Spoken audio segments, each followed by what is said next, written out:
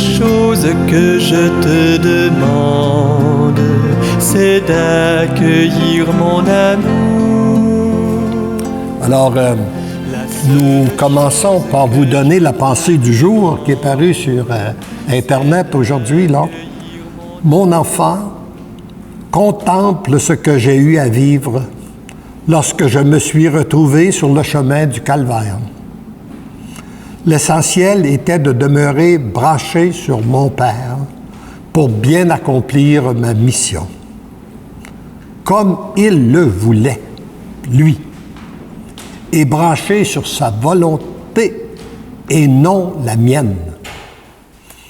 Donne-moi ta volonté. Fais-moi confiance. Voilà le message que le Seigneur de la pensée du jour. Et je crois que ça rejoint aussi notre sainte du jour, Sainte Marthe, que j'aimerais vous dire un mot ce matin, vu que c'est sa fête. Et d'ailleurs, il y a plusieurs points auxquels je veux que je peux vous souligner au sujet de Sainte Marthe, parce que dans 2 semaines, je serai en France, à Roc-Castello, et à la Sainte-Baume, près de Marseille, où est décédée Marie-Madeleine, où Madeleine a vécu dans une grotte.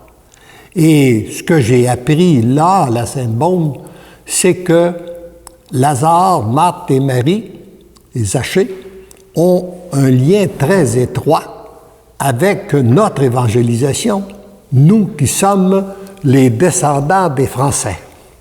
Et voici ce qu'on nous raconte. Ce n'est pas un dogme de foi. Il y a certaines personnes qui peuvent vous dire que c'est de la légende, mais moi, j'y crois. Parce que d'abord, en France, j'ai prié sur le tombeau de Lazare, j'ai prié sur le tombeau de Marthe, et puis j'ai vu la ville de Rocamadour qui a été évangélisée par Zachée, et j'ai assisté à 3 reprises à la messe dans la grotte où a vécu, où serait décédée Marie-Madeleine.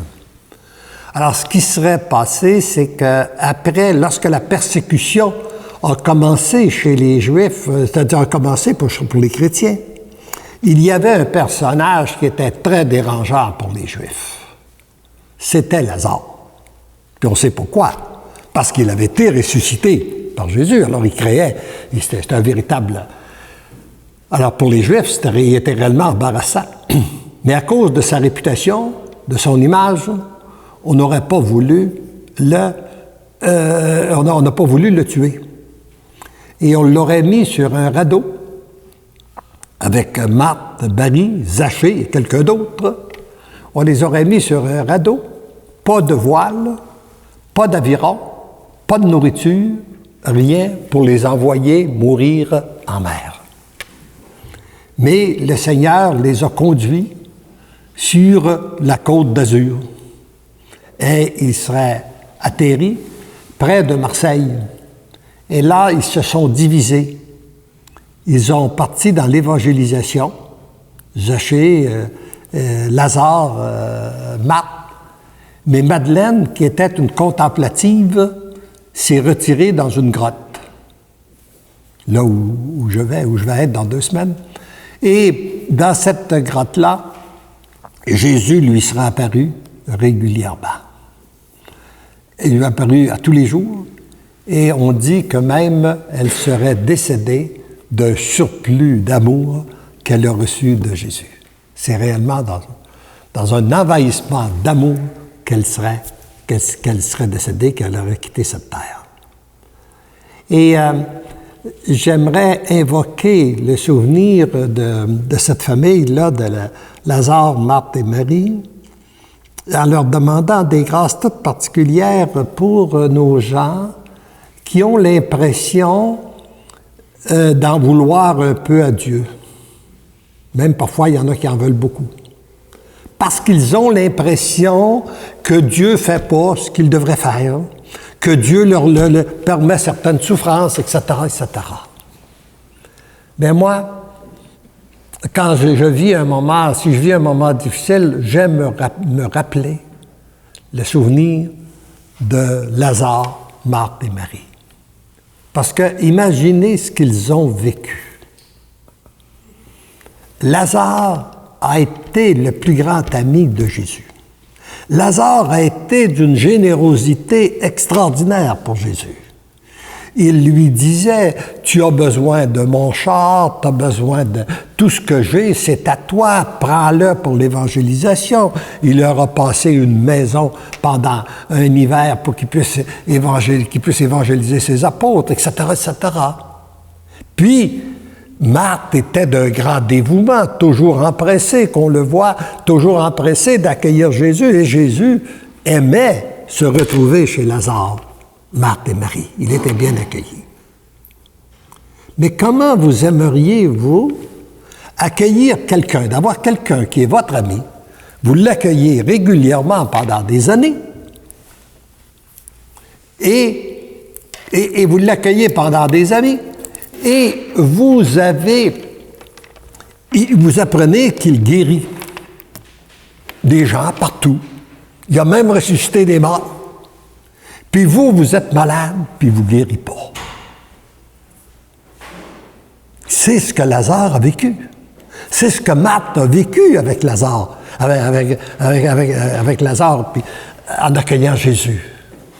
Et Lazare avait une de ces grandes maladies qui était très désagréable parce qu'il semble qu'en plus de ça, ça dégageait une très mauvaise senteur qu'on ne pouvait pas l'approcher. Puis on apprend qu'il guérit tout le monde, puis il ne guérit pas. Il ne guérit pas Lazare. Et non seulement il ne le guérit pas, mais là, il devient malade, on apprend qu'il va mourir. On fait venir, on lui dit que Lazare, Jésus ne vient pas. Il décède, Jésus n'est pas là. Les Juifs disent, ben regarde, il se pensait ami de Jésus, il n'est même pas venu consoler Marthe et Marie. Quand il est arrivé, il était dans le tombeau, en train de se décomposer. Puis il est allé le chercher. Il a fait de son meilleur ami le plus grand miracle de sa vie. Et cette évangélisation et ce miracle-là, aujourd'hui, produit encore de l'évangélisation pour une multitude de personnes. C'est important de s'arrêter à réfléchir à la beauté de ce que Jésus a vécu, a fait vivre aussi à cette famille, et du grand miracle qu'il leur a accordé. Alors, si vous avez l'impression que Jésus ne vous guérit pas, ou qu'il vous laisse, c'est peut-être qu'il est à vous préparer pour une mission beaucoup plus importante, qui veut faire de vous un miracle beaucoup plus grand. Il y a quelque chose de beaucoup plus grand. Alors moi, je pense qu'il est important, au début de cette rencontre ce matin, que nous invoquions le souvenir de Marthe, Lazare, pour se rappeler que peu importe ce que nous avons à vivre, peu importe la souffrance qui semble où on croit que Dieu ne répond pas, mais Dieu était là. Jésus a toujours été là. Il n'a jamais retiré son amour. Il a tout simplement retardé d'accomplir un miracle parce qu'il voulait faire quelque chose de beaucoup plus grand. Alors, rappelez-vous ça. Rappelez-vous ça aussi, vous qui souffrez, les parents qui souffrez à la suite de vos enfants, qu'ils ne sont pas suffisamment évangélisés, qui semble que le Seigneur prend du temps à toucher leur cœur. Eh bien, c'est peut-être qu'il veut faire de très grandes choses.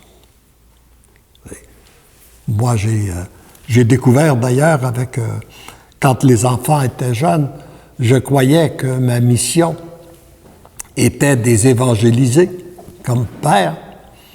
J'ai essayé, j'aurai l'occasion de vous en reparler, j'ai essayé avec pas de résultat. Selon moi, je n'avais pas de résultat.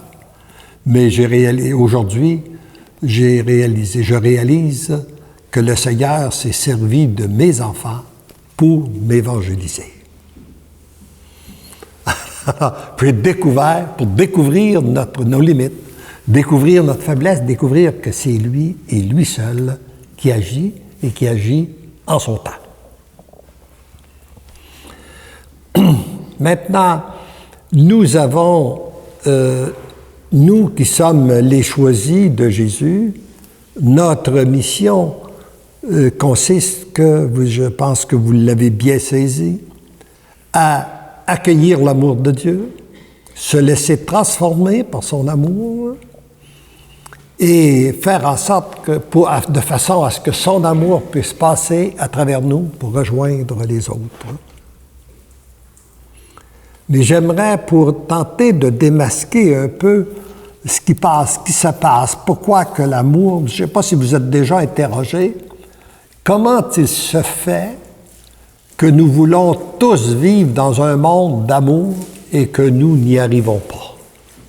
Que nous ne sommes pas encore arrivés à vivre dans ce monde d'amour-là. Pourtant, c'est ce qu'on désire. Je n'ai pas rencontré de personne, moi encore, je n'ai jamais rencontré de personne qui m'a dit « Moi, je ne veux pas vivre dans un monde d'amour ». Tous les gens que je rencontre disent « Je veux vivre dans un monde d'amour ». Mais si on veut tous vivre la même chose, pourquoi qu'on n'y arrive pas? Et habituellement, on n'arrive pas à un objectif, par exemple, en politique. Il y a des gens qui veulent aller à droite, il y en a d'autres qui veulent aller à gauche. Donc, c'est ça, un groupe neutralise un autre. Mais là, si on veut tous la même chose, il n'y a personne qui nous neutralise dans notre désir, ça, apparemment. Alors, qu'est-ce qui se passe? Et à cette grande question, je vais tenter de vous donner une petite réponse. Et ma réponse, je vais utiliser des chiffres. Peut-être parce que j'ai passé ma vie dans le domaine des affaires. Les chiffres me parlent. Et mes chiffres n'ont rien de scientifique. C'est simplement une façon de vous exprimer ma pensée pour vous aider à vous expliciter ce que je comprends, moi, pourquoi qu'on n'arrive pas à vivre dans un monde d'amour. Et non seulement nous le voulons, mais Dieu le veut aussi, puisqu'il a envoyé son Fils, Jésus, mourir sur la croix pour nous enseigner le plan d'amour. Alors, et là, je vais me servir des chiffres. Alors, on va imaginer qu'est-ce qui se passe avec 1000 personnes qui veulent vivre dans un monde d'amour. 1000 personnes, tout le monde. Alors là, j'en ai 90%, soit 900, qui vont me dire, disent que ça dépend des autres. La femme a dit, moi, je pourrais vivre d'une maison qui a de l'amour si mon mari changeait. Puis le mari, lui, il dit, moi, je pourrais vivre d'une maison qui a de l'amour si ma femme changeait. Puis les parents, ils disent, on pourrait vivre d'une maison qui a de l'amour si nos enfants changeaient. Les enfants disent, on pourrait vivre d'une maison qui a de l'amour si nos parents changeaient. On retrouve ça dans le milieu du travail. Les gens, ils disent, on pourrait vivre d'une entreprise qui a de l'amour si notre patron changeait. Puis le patron, lui, dit, bon, moi, je pourrais avoir une entreprise d'amour si mes employés changeaient. Il paraît que ça se passe même dans les communautés religieuses. Il paraît qu'il y a même des sœurs qui pensent qu'ils pourraient vivre d'une communauté qui a de l'amour si leurs sœurs changeaient. Alors, voyez-vous, c'est que nous sommes convaincus que ça dépend des autres. Et lorsque nous partons avec cette conviction que l'amour dépend des autres, nous cherchons à changer les autres. Nous voulons changer les autres. Et comme nous n'avons pas ce pouvoir-là, nous n'y arrivons pas. Et là, nous devenons frustrés. Nous devenons angoissés et nous arrivons à produire même la violence. Nous devenons agressifs et nous faisons finalement la guerre parce que nous n'arrivons pas à changer les autres. Alors, voyez-vous, sur 1000 personnes que nous avons, je viens d'en perdre 900, qui, avec une bonne intention de vivre dans un monde d'amour, ne mettent pas les efforts au bon endroit. Il m'en reste 100 qui, eux, sont convaincus que c'est par leur implication. Puis ils ont raison, c'est en s'impliquant soi-même qu'on peut arriver à bâtir un monde d'amour. Mais là encore, j'en ai 90%, soit 90, qui veulent y arriver par de l'action. Et ces gens-là, il ne faut pas les décliner, là, ils font beaucoup, beaucoup de bien. Ce sont les gens que l'on retrouve dans toutes nos bonnes œuvres. Puis Dieu sait si on en a actuellement. Une multitude de bonnes œuvres. Moi, la dernière fois que je les ai comptées dans le journal chez nous, il me semble que c'est 160 et quelques bonnes œuvres. On a vu qu'il y avait un problème à quelque part. Des femmes battues, on a créé une œuvre pour les femmes battues. Il y avait des enfants abandonnés. Il y avait le suicide, les gens qui souffrent d'Alzheimer, les maladies mentales. Enfin, on a une multitude de bonnes œuvres. Ces gens-là font beaucoup de bien. Mais même avec tout le bien qu'ils font, ils n'y arrivent pas. Ils n'y arrivent pas, pourquoi? Parce que nous vivons actuellement dans un monde que je vous ai dit, nous sommes dans une période de grande apostasie, et il y a la contamination, la pollution, c'est-à-dire des cœurs et des esprits, qui pour moi est beaucoup plus néfaste que la pollution de l'air et de l'eau. Aussi néfaste que peut être la pollution de l'air et de l'eau, là, la pollution des cœurs et des esprits est beaucoup plus néfaste que la pollution de l'air et de l'eau. Alors on va imaginer qu'est-ce qui se passe ici, qu'est-ce qui pourrait se passer ici à Saint-Jacques si on a une usine qui pollue. Alors on a une usine qui pollue et tout à coup on s'aperçoit que nos fleurs sont en train de dépérir. Alors comme on ne veut pas s'attaquer à l'usine qui pollue, on crée un organisme pour venir en aide à nos fleurs. On fait appel à des spécialistes pour voir de quelle façon on pourrait réussir à nourrir nos fleurs pour qu'ils puissent survivre à travers cette pollution. Puis, on leur fait du bien. Mais comme la pollution continue, par après, on s'aperçoit que c'est nos arbres qui sont en train de dépérir. Alors là, comme on ne veut toujours pas s'attaquer à la pollution, à l'usine qui pollue, on crée un organisme pour venir en aide à nos arbres. Puis on fait appel à des spécialistes pour voir de quelle façon on pourrait alimenter nos arbres de façon à ce qu'ils puissent survivre dans ce monde de pollution. Puis on leur fait du bien. Et après, ce sont nos maisons qui se détériorent. Ah bien là, ça prend un autre organisme, d'autres spécialistes pour voir de quelle façon on peut protéger nos maisons à travers cette pollution. Mais après, ce sont les animaux qui sont malades. Alors là, ça crée, il faut faire appel à d'autres spécialistes, d'autres organismes, et créer un autre organisme pour venir en aide à nos animaux. Et après, ce sont les humains qui sont malades. Alors, on a beau créer beaucoup d'organismes, faire beaucoup de bien, tant et aussi longtemps que la pollution des cœurs et des esprits existe, nous n'y arrivons pas. Pensons, par exemple, aux mouvements qui ont été créés pour aider à prévenir le suicide chez les jeunes. Ils font beaucoup, beaucoup de bien. Ils sauvent des jeunes. Mais durant le temps qu'ils en sauvent un, il y en a peut-être 1000 qui sont contaminés par le sexe, puis la drogue, puis l'alcool, puis qui vont devenir des sujets suicidaires d'ici peu de temps. Alors, voyez-vous, c'est qu'on ne peut pas... Alors donc, juste par de l'action, on ne peut pas y arriver. Alors, j'en ai sous mes 10 ici, que j'ai. Ils sont convaincus, eux, que c'est pas par l'action, mais c'est par la dimension, la dimension de l'être. Et ils ont raison.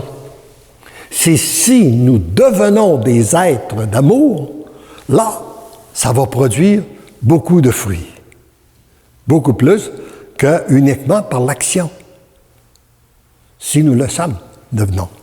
Mais là encore, j'en ai 90%, soit 9, qui veulent y arriver par eux-mêmes. Ils espèrent se transformer eux-mêmes pour devenir des êtres d'amour. On les retrouve principalement, ces gens-là, dans le Nouvel Âge.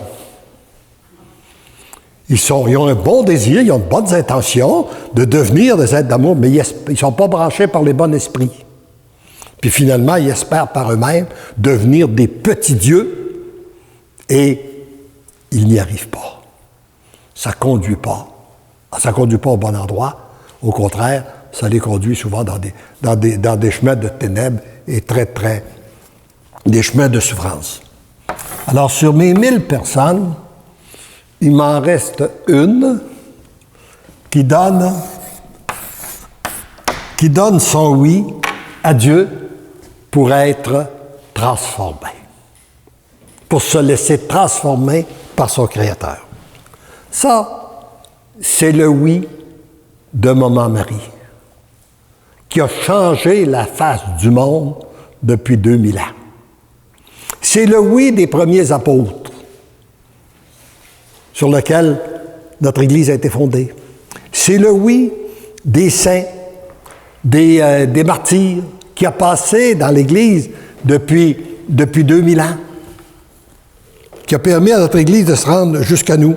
Et plus près de nous, on pourrait dire que c'est le oui d'un petit frère André, par exemple. Celui qui était le petit frère qui était peut-être le plus démuni de sa communauté, à qui on a confié qu'on lui demandait d'être portier, d'être cordonnier, de couper les cheveux, enfin, des petits travaux. Mais il a donné son oui, puis il nous a laissés ici au Québec.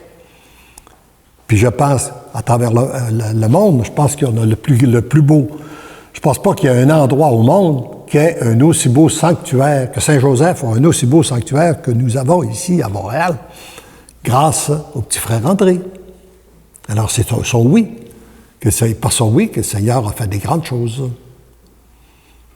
Et on pourrait penser à un oui de Jean-Paul II, un oui de Mère Teresa, un oui de Benoît XVI, le oui de Jean Vanier. Des gens comme ça qui ont donné leur oui et qui ont fait beaucoup, beaucoup de bien à travers le monde. Donc, si c'est juste un oui qui peut changer la face du monde, pourquoi que ça ne serait pas ton oui, toi qui es ici? Pourquoi que ça ne serait pas mon oui? Pourquoi que ça ne serait pas notre oui, tous ensemble? Et si nous étions plus nombreux à donner notre oui, eh bien, plus rapidement, nous pourrons arriver à bâtir un monde d'amour. Alors, voici comment je vois le oui que nous avons à donner. Nous avons d'abord un grand oui à donner au Seigneur. Un oui, et je remarque que beaucoup de gens, parfois, donnent des oui au Seigneur. Mais ils ne donnent pas le oui total, inconditionnel et irrévocable. Je te donne un oui pour aller à une retraite, par exemple. Je te donne un oui pour faire telle chose, pour faire une bonne action. Je te donne un oui. Mais si le Seigneur te demandait autre chose, dans lequel tu pourrais t'exposer à perdre ta réputation, ton image, etc., comme le oui qu'il m'a demandé au début de ce livre-là que nous avons vu, es-tu prête à le donner? Que ce oui qui pourrait te faire perdre tes amis, qui pourrait te faire perdre tes biens, es-tu prête à le donner, qui pourrait te faire perdre ta santé? Est-ce que tu es prête à le donner? Est-ce que c'est un oui conditionnel à ce qui ce qui fait notre affaire, ou bien non, si c'est réellement un plongeon dans la foi, un oui total. Alors pour moi, pour bénéficier de toutes les grâces dont je vous parle, il faut donner un oui total, sans se peu importe ce que le Seigneur va nous demander, je te dis oui, c'est oui. Après qu'on a donné ce oui-là, il y a une multitude de petits oui à donner. À tous les jours, il y a les événements, le oui aux événements heureux, malheureux, en tout cas différentes choses qui se passent à tous les jours. On a à redonner une multitude de petits oui pour accomplir la volonté de Dieu. Et en même temps qu'on a à donner ce oui, il faut protéger nos oui par des non. Parce qu'on ne peut pas dire oui à Dieu et ne pas dire non à ce qui est contraire à sa volonté. Alors, si ça ne nous conduit pas sur le plan de Dieu, les activités qui sont contraires, ou peu importe, qu'on s'aperçoit que c'est...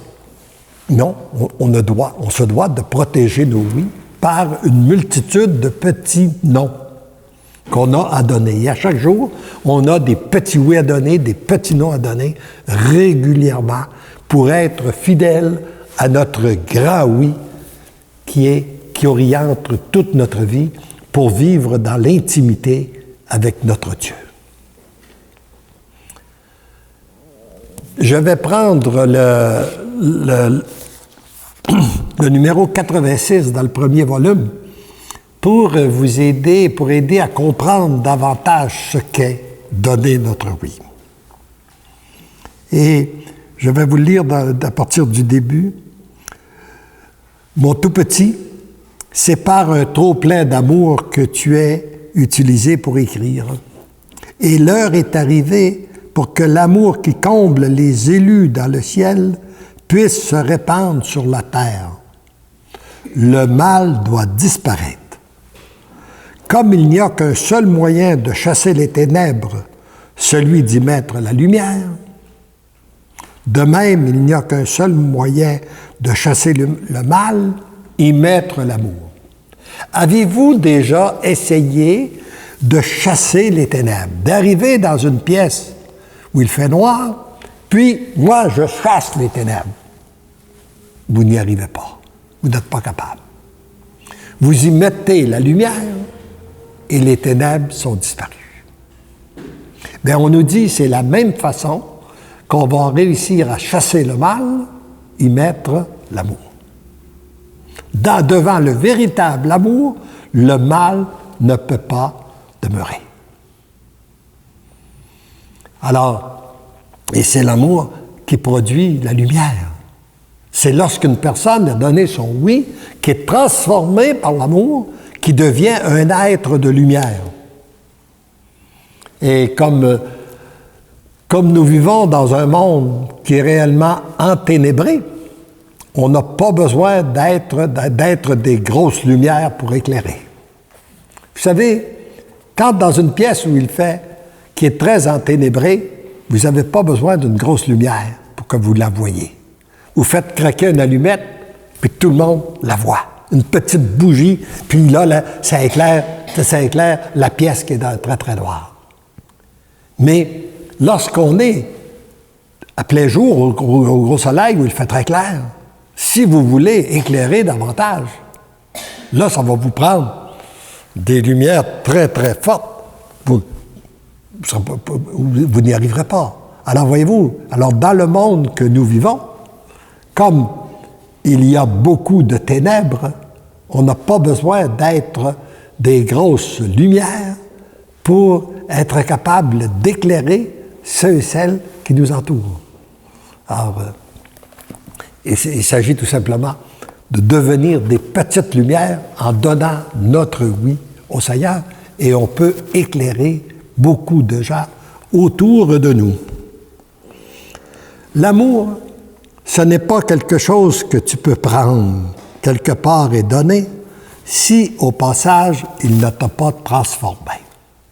C'est-à-dire, si tu n'es pas devenu l'amour. Ah, tu peux prendre un fruit puis le donner, sans que ça t'a transformé. Tu peux prendre un verre d'eau, le donner, puis tu n'es pas obligé de l'avoir bu pour que l'autre puisse en bénéficier.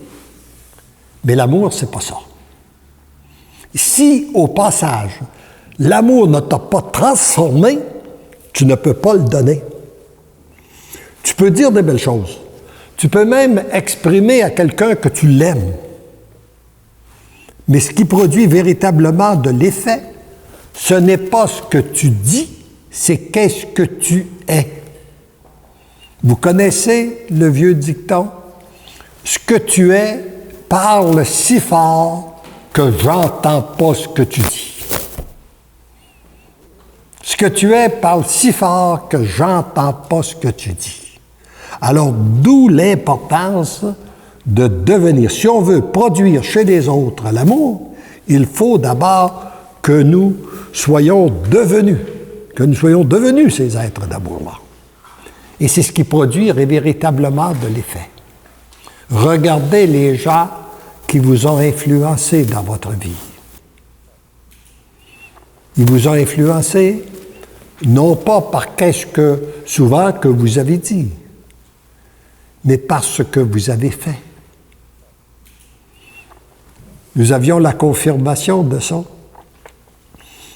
récemment par une de nos filles, parce que des fois on se demande jusqu'à quel point c'est important de faire un petit recul, pas pour se mettre en évidence, mais juste faire un petit recul. Comment est-ce que nos enfants, parfois, peuvent être touchés pour comprendre que c'est par nos gestes. On a pu dire beaucoup de choses à nos enfants, puis on s'aperçoit qu'ils l'ont oublié. Mais tout à coup, ils nous disent d'autres choses qu'ils ont retenues.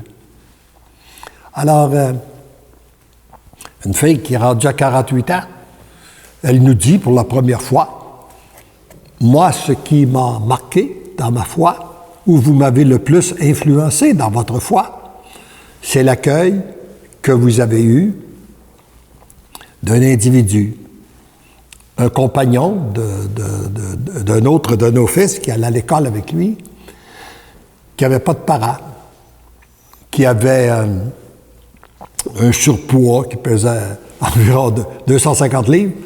Et puis, il a commencé, comme le fait qu'il n'y avait pas de parents, qu'il était seul, mon garçon avait pitié de lui, il a commencé à l'inviter à venir dîner chez nous, et puis finalement, il venait aussi le soir, puis il était toujours à la maison, on l'a accueilli pendant des années. Un jeune qui portait de très grandes blessures, qui n'avait jamais une parole agréable, qui disait toujours, ben, on l'a accueilli, Élisabeth l'a toujours accueilli, comme c'était un de nos enfants. Moi, je me rappelle d'avoir arrivé à la maison, puis voir sa vieille... J'avais travaillé toute la journée, puis j'étais fatigué. Et puis je voyais sa vieille voiture en avant de la porte, puis j'avais presque le goût de passer tout droit, parce que ça me dérangeait. Et puis, d'abord, j'arrivais, il était assis dans mon fauteuil, les jambes en l'air, et puis... Alors, tu te sens moins chez toi, etc., etc. Mais... par amour de Dieu, on l'a accueilli. La seule récompense qu'on a eue, c'est qu'après quelques années, un jour de Noël, on avait décidé de l'inviter, et puis là, il a voulu nous remercier, puis il n'a pas été capable, il a éclaté en sanglots. Et notre fille nous disait, 30 ans plus tard, « Moi, ce qui m'a marqué dans votre foi, c'est l'accueil que vous avez fait de ce type-là. » Alors, voyez-vous, ça confirme ce que je vous dis là. C'est qu'est-ce que nous sommes qui produit des fruits et non pas ce que nous disons. Alors,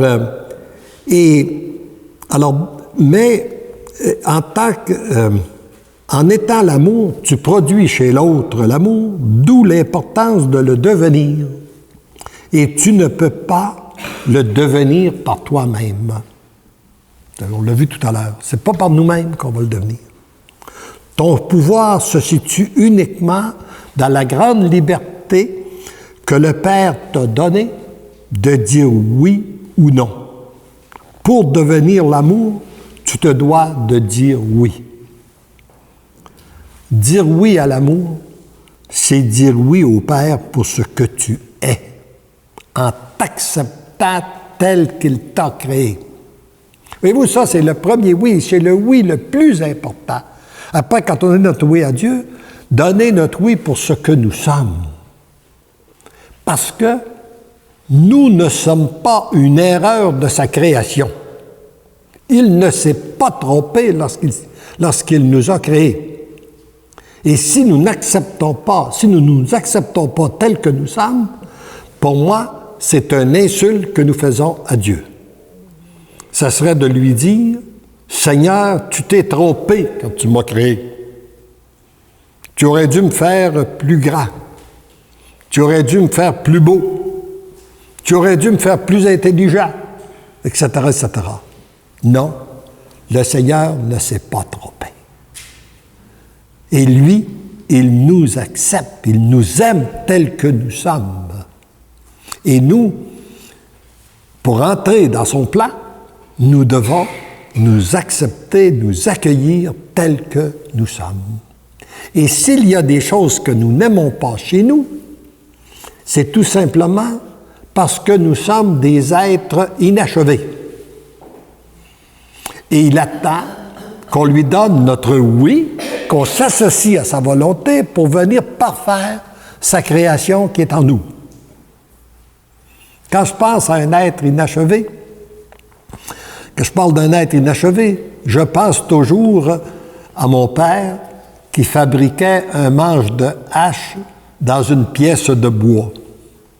Il arrivait un temps où cette pièce de bois avait la forme d'un manche de hache. Elle avait aussi la force d'un manche de hache, mais il n'était pas utilisable. Il n'était pas utilisable parce qu'il était trop brut. Il avait besoin d'être varlopé, d'être sablé, d'être poli avant de devenir réellement utilisable. Et nous, pour moi, quand il y a des choses qu'on n'aime pas, j'ai tendance à me voir comme ça, d'être un être inachevé, puis j'ai peut-être besoin d'être varlopé, j'ai peut-être besoin d'être sablé, j'ai peut-être besoin d'être poli, puis des fois, ça fait mal un peu. Alors, on a besoin de ça pour devenir cet être que le Père veut que nous soyons. Donc, d'où l'importance de donner notre oui à ce que nous sommes. Et d'autre part, et un des éléments que vous pouvez vérifier, vous allez voir le deuxième oui que nous avons à donner, c'est dire oui à l'amour, c'est dire oui au Père pour ce que sont les autres, en les acceptant tels que Dieu les a créés. Parce que si je ne suis pas une erreur de sa création, mon épouse non plus, mon mari non plus, mes enfants non plus, ma compagne religieuse non plus. Hein? Elle n'est pas une erreur de sa création. Alors donc, je dois l'accepter comme elle est. Hein? Et un des éléments aussi qu'on peut vérifier, qui est très vérifiable pour savoir jusqu'à quel point on s'accepte, c'est dans quelle proportion nous acceptons les autres. Il m'apparaît qu'il y a un lien très, très étroit entre l'acceptation des autres et l'acceptation de soi-même. Et lorsqu'une personne, moi, me dit « j'ai de la misère à accepter telle et telle personne », je lui pose toujours la question « est-ce que tu t'acceptes toi-même? » Hein? Parce que souvent, on projette, parce qu'on n'est pas capable on pense qu'on a de la misère à accepter les autres, mais fondamentalement, c'est qu'on ne s'accepte pas soi-même. Mais lorsqu'on s'est accepté soi-même, ça vient nous aider à accepter les autres comme ils sont, et on n'entre pas dans le grand mouvement de vouloir les changer. On fait tout simplement les accueillir, les aimer, prier pour eux, etc., etc. Alors, dire oui à l'amour, c'est dire oui au Père pour la situation dans laquelle tu te trouves présentement heureuse ou malheureuse. Ça, là, on a à donner ce oui-là. Tu es marié, tu dis oui à la situation que tu te retrouves aujourd'hui, marié. Tu es religieux, tu es religieuse, tu dis oui à ta situation dans laquelle tu es. Tu es séparé, divorcé, tu es célibataire, tu dis oui, Seigneur, à cette situation-là. C'est peut-être pas ce que j'aurais voulu. Les événements ont fait que je suis là, mais je te dis oui à cette situation. Et lorsque tu donnes ton oui à la situation, après, le Seigneur peut agir, peut transformer. C'est là que lui vient, ça vient lui donner toute la liberté d'agir. Mais tant qu'on ne lui a pas donné notre oui, on bloque, moi je dirais, nous devenons un obstacle à sa volonté. Je pense à, quand on regarde qu'est-ce que les merveilles que le Seigneur peut faire, je pense à mon premier voyage que j'ai fait en France. Une dame m'est arrivée en me disant « Moi, je vis une très grande souffrance. Je suis marié depuis 25 ans à un homme que je n'ai jamais aimé. Puis je suis mère de 4 enfants. Et ça, c'est une souffrance très, très grande de vivre avec un homme qu'on n'a jamais aimé. » Je ne lui ai pas demandé pourquoi il l'avait marié. C'était pas de mes affaires. Mais j'ai dit, tu vois bien que c'est un problème qui te dépasse. C'est ni toi, ni moi qui est capable d'apporter cette solution, d'apporter la solution à ton problème. Accueille ta situation, dis oui à ta situation, remets-la entre les mains du Seigneur, puis regarde-la agir. 2 ans plus tard, elle m'arrive avec un petit sourire. Elle dit, vous ne savez pas ce qui m'est arrivé? J'ai dit non. Puis elle dit, imaginez-vous, je suis tombée amoureuse de mon mari après 26 ans de mariage. Et nous avons vécu ensemble une véritable lune de miel qui a duré pendant 6 mois puis qui se continue. Hein? Alors voyez-vous, le Seigneur est capable de faire des choses que nous ne pouvons même pas imaginer lorsqu'on lui laisse la liberté d'agir. Lorsqu'on accueille la situation dans laquelle nous nous retrouvons. Je vois que le temps est arrivé de faire la pause. On reprendra cet enseignement-là, on continuera tout à l'heure cet enseignement sur les oui que nous avons à donner pour bien les comprendre, parce que pour moi, c'est un fondamental dans notre cheminement de foi. C'est la base sur laquelle le Seigneur peut construire avec nous. Dans la mesure où, et c'est par nos oui qu'on lui permet d'associer notre volonté à la sienne. Et qu'on peut véritablement vivre, accueillir son amour, se laisser transformer par son amour. Alors, nous reprenons nos enseignements sur le numéro 86. Alors, nous avons vu que dire oui à l'amour, d'abord, c'est dire oui au Père pour ce que nous sommes, qui est pas, on voit que c'est pas toujours facile. Dire oui ce que sont les autres, pas facile non plus, mais ce sont des oui que nous devons donner. Et dire oui à l'amour pour la situation dans laquelle nous nous trouvons présentement. Alors, vous remarquez que dans tous ces oui-là, ça nous conduit plus loin sur l'abandon et la confiance au Seigneur. Si on essaie uniquement par notre raison de donner ces oui-là, on n'y arrivera pas. Mais ça se passe au niveau du cœur. C'est réellement un oui au niveau de la foi et au niveau du cœur. Et comme on l'a vu au début, c'est au niveau du cœur qu'on peut vivre la volonté de Dieu, que la volonté de Dieu va s'exprimer, et non pas uniquement au niveau de notre raison. Ça ne passe pas au niveau de notre raison. C'est d'abord au niveau du cœur. Puis après, notre raison va être utilisée. Dire oui à l'amour, c'est dire oui au Père pour pour les événements. On a vu la situation, mais aussi pour les événements qui se présentent à toi. Parce qu'à tous les jours, il y a des événements heureux ou malheureux qui se présentent à toi. Alors, tu as à répéter ton oui aux événements qui se présentent à toi. Et dire oui à l'amour, c'est dire oui au Père pour ton impuissance. Reconnaître, comme on l'a dit tout à l'heure, que sans lui, nous sommes impuissants. Sans lui, nous ne pouvons rien. Mais avec lui, on peut accomplir de grandes choses si c'est lui, s'il le désire, si c'est sa volonté. Dire oui à l'amour, c'est dire oui au Père à se laisser transformer. Ça, je remarque que très souvent, c'est un élément qu'on a de la difficulté. Et si on pouvait comparer les personnes aux automobiles, je dirais qu'il y a des gens qui sont toujours embrayés d'avant. On leur dit quelque chose, puis puis ils sont partis. Il y en a d'autres qui sont toujours embrayés de reculons.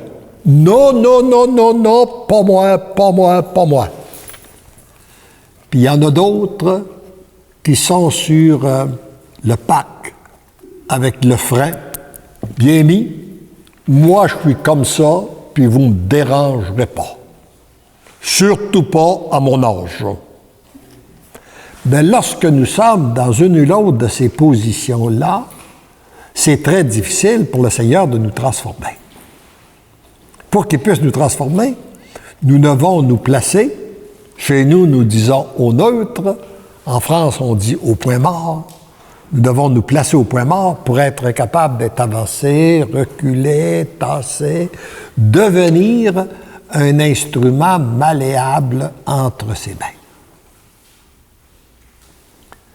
D'ailleurs, ce que vous retrouvez aussi dans le message, dans le premier volume, il dit, dès les débuts des messages, il dit peu de gens accueillent mon amour, mais encore moins acceptent de se laisser maîtriser par mon amour. Voyez-vous? Il y a une différence encore. Accueillir son amour, savoir qu'il nous aime, pas parce qu'on le mérite, mais parce qu'il est un Dieu d'amour. Et accepter de se laisser maîtriser par son amour. Ça veut dire poser un geste, ça nous conduit beaucoup plus loin sur le chemin de l'abandon et de la confiance. Et très souvent, il y a beaucoup de difficultés qu'on rencontre dans notre vie et c'est pour nous conduire plus loin sur le chemin de l'abandon et de la confiance. En passant, il y a 3 grâces que nous demandons régulièrement, mon épouse et moi. L'humilité, l'abandon, la confiance. L'humilité, l'abandon, la confiance. Alors, et c'est réellement accepter de se laisser transformer pour devenir ce qu'il veut que nous soyons. Dire oui à l'amour, c'est dire oui au Père à te laisser dépouiller de tout ce que tu as accumulé de bagages. Bagages intellectuels, bagages de connaissances, d'influence, d'images, de réputation, de biens matériels et même de bonnes relations d'amitié. Accepter, lui, que si c'est sa volonté, qu'on soit dépouillé de tout. Et j'ai remarqué que sur ce plan-là, il nous fait faire souvent, il nous demande le même sacrifice qu'il a demandé à Abraham. Vous savez, quand il a demandé à Abraham d'immoler son fils Isaac, ça n'avait pas trop de sens pour Abraham. Et ça paraissait même contraire à ce que Dieu lui avait dit. Je vais te donner une descendance aussi nombreuse que les sables de la mer et que les étoiles du ciel. Puis, il est à bout d'âge, puis il y a un beau petit garçon, puis il lui demande de l'immoler. Imaginez, ça n'avait pas de sens. Et puis, Abraham, pour faire la volonté de Dieu, est tellement confiant à Dieu, il veut tellement faire la volonté, qu'il accepte de prendre son fils, de monter sur la montagne, Et on peut lui demander, on peut s'interroger, qu'est-ce qu'a pu vivre Abraham quand Isaac lui a demandé, en montant sur la montagne? Mais on a le bois, on a le feu, mais où est l'agneau? Imaginez qu'est-ce qu'on peut ressentir avec un cœur de père, là. Il a dit, Dieu y pourvoira. Mais Dieu l'a éprouvé jusqu'au point où il monte sur la montagne, qu'il prépare le feu, qu'il ligote son fils, qu'il lève l'épée, puis là, il a dit non. Fait-lui aucun mal. Et par contre, il lui a laissé. Et je remarque que très souvent, ce qu'il nous demande en se laissant dépouiller, ça ne veut pas dire qu'il nous les enlève. Parfois, il nous en donne plus. Même au contraire, il nous en donne plus. Moi, je peux vous dire que si ces livres-là sont parus, si je suis ici, c'est à cause du message qu'il m'a demandé au début de perdre ma réputation, perdre mon image. Puis d'ailleurs, je n'ai fait aucune démarche pour que ces livres-là soient publiés. J'ai simplement répondu à sa demande d'en faire des copies et de passer certaines copies des messages que j'avais été inspiré d'écrire à des personnes. Et un jour, ils se sont retrouvés entre les mains d'un éditeur qui a dit « il faut publier ça ». Mais là, la première question que j'ai posée, est-ce que c'est nécessaire que mon nom soit là? Puis c'est toi qui décides. Alors, j'ai posé la question, vous trouverez ça d'ailleurs dans le premier volume, le 4 septembre, j'ai pas eu de réponse. Alors, j'ai dit, bon, ben, ça veut dire que mon nom, c'est pas important. D'un autre côté, ce qui est important, ce n'est pas le messager, c'est le message. Comme je ne veux pas mentir, je me suis choisi un nom de plume, Joseph Antoine. Parce que mon nom de baptême, c'est Joseph Antoine Léandre. Mais personne ne me connaît sous le nom de Joseph Antoine. Je vais marquer Joseph Antoine. Et 3 mois plus tard, j'ai eu la réponse en me disant « Ton nom n'a pas d'importance. Ce que je fais en toi présentement, je peux le faire à travers n'importe quel de mes enfants de la terre qui me donnent leur oui. Seule condition qu'ils me donnent leur oui. Mais j'aime passer par des gens bien identifiés. Tu auras à en souffrir, mais je veux que ton nom soit là. » Bon, ben j'ai dit « Très bien. » Alors, j'ai accepté. Puis pour vous donner l'état d'esprit que j'étais quand le premier volume a paru, vis-à-vis d'Élisabeth, ça ne créait pas de problème parce que nous avons eu une grâce de cheminer ensemble comme couple. Puis même, elle trouvait intéressant de se réveiller le matin puis que je lui lise le message que j'avais écrit souvent dans la nuit. Mais pour les enfants, je me disais, comment qu'ils vont prendre ça? Ils ne savent pas que j'écris, puis peut-être 2 le savaient, mais il n'était pas question que ce soit publié. Alors, j'ai attendu que le livre soit publié, et ce livre-là en main, je me suis empressé de les rencontrer un à un dans la semaine qui a suivi l'apparition du livre, en leur disant, un livre vient de paraître. Mon nom est là. Alors, je veux pas et il se peut très bien que très bientôt, il y ait des gens qui te disent, ton père, en vieillissant, il vient fou. Puis il est tellement fou qu'il pense que le Seigneur y parle. Ben, j'ai dit, tu pourras dire, je suis au courant, il me l'a dit, je te le dis, là. Ça n'a pas créé de véritable problème chez les enfants, ça n'a pas créé d'enthousiasme non plus. Mais, alors moi, je croyais que lorsque ce livre-là était publié, que je perdais ma réputation, que j'allais perdre beaucoup d'amis. Est-ce que j'en ai perdu? J'en ai jamais eu autant. Hein? Alors, vous savez, le Seigneur, parfois, il pense, il nous demande de renoncer, d'être dépouillé, puis lui, il veut nous combler davantage. C'est le même type de sacrifice qu'il a demandé à notre père Abraham. Dire oui à l'amour, c'est accepter qu'une seule chose soit importante, la volonté du Père. Et reconnaître que tout le reste est sans importance, sans importance, sans importance. Voilà. C'est juste ça qui compte. Et finalement, notre oui, quand je donne un oui, je pense à une dame, après avoir donné une retraite en France, à la fin de la retraite, il y a une dame qui me dit, « Oui, mais, Monsieur Lachance, quand on a donné tous nos oui au Seigneur puis qu'il ne se passe rien, on fait quoi? » Mais je lui ai demandé, « Mais si vous avez donné tous vos oui au Seigneur, pourquoi faudrait-il qu'il se passe quelque chose? Il vous en manque au moins un qui n'a pas été donné, celui qui ne se passe rien. » Voyez-vous, très souvent, nous donnons notre oui au Seigneur dans le but de le manipuler pour qu'il vienne faire notre volonté. Alors, c'est pas ce oui-là qui doit être donné. C'est pas le oui non plus comme celui qui a été donné, je ne sais pas si vous avez entendu, un jour au Vatican, où Jean-Paul II n'est pas apparu à sa fenêtre comme à l'accoutumée. Et le vicaire a dit à l'assistance qui était là, 50 000 personnes, le Saint-Père ne peut pas apparaître, il est trop malade.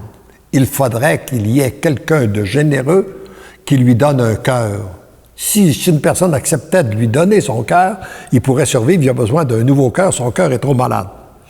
Alors là, immédiatement, il y a eu un mouvement qui est parti dans l'assistance, puis moi, je suis prêt à y donner mon cœur, je suis prêt à y donner mon cœur. Tout le monde lève la main, je suis prêt à y donner mon cœur. Le vicaire est retourné voir le Saint-Père, puis il dit, « Saint-Père, vous êtes très, très aimé. Il y a 50 000 personnes qui sont prêtes à donner leur cœur pour que vous viviez. Mais comment choisir cette personne? » Alors le Saint-Père, il dit, c'est facile. Prends une petite plume, jette-la du haut de la fenêtre, et là où la tête, la personne qui va recevoir la petite plume sur elle, ça sera cette personne-là qui devra donner son cœur. Alors, le vicaire a expliqué à l'assistance de qu'est-ce qui allait se passer. Et puis, du haut de la fenêtre, il a envoyé la petite plume. Et là, il y a encore un grand mouvement qui a parti. Et tout le monde disait, « Moi, moi, moi, Seigneur! »